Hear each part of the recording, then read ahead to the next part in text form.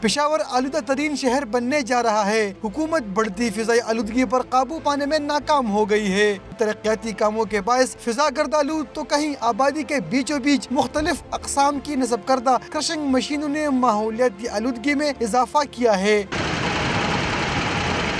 ادھر قریب میرا گھر ہے، اس کولے گوداموں کی وجہ سے بہت بیماری بنتی ہے، اس کو بہت آلودگی ہے۔ پشاور میں رنگ روڈ کنارے آبادی کے قریب کوئلہ کے درجن سے زائد کرشنگ پلانٹس عوامی شکایات کے باوجود نہیں ہٹائے جا سکے۔ کوئلے کی وجہ سے نہیں، ہمارا ایک گندگی بہت زیادہ ہے، آٹا کی بھی خرابی ہے، بیمار ہو گیا گرد ہے سارا۔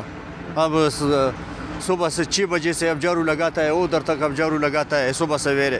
خیبر پختونخوا میں واحد آلودگی ناپنے کی مشین کم وولٹیج کے باعث گزشتہ 4 سال سے ناکارہ ہے۔ مظہر صحت گیسوں کی جانچ کے لیے ایمبیٹ ایئر مانیٹرنگ مشین کی مرمت کے لیے 30 لاکھ روپے درکار ہیں۔ کیمرامین عمران حسن کے ساتھ عارف حیات، ڈان نیوز، پشاور۔